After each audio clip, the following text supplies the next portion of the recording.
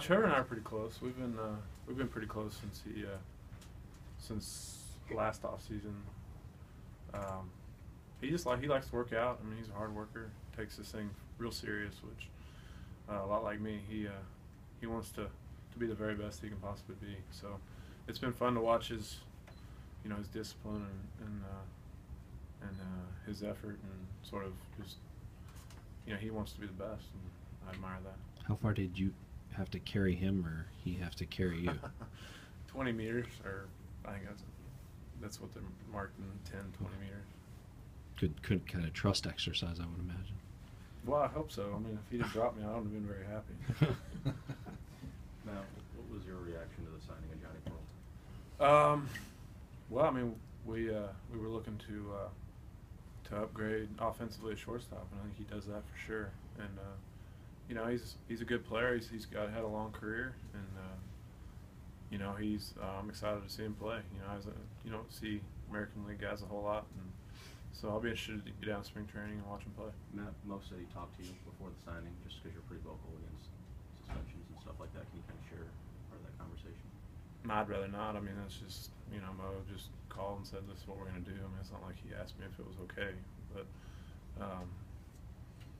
yeah, I mean, I am against PEDs and always will be, but I also am a forgiving person, and he served his suspension, and that's the rules of the game, and I'm happy to have him as a teammate. Have you talked to Peralta at all? I sent him a text when we signed it.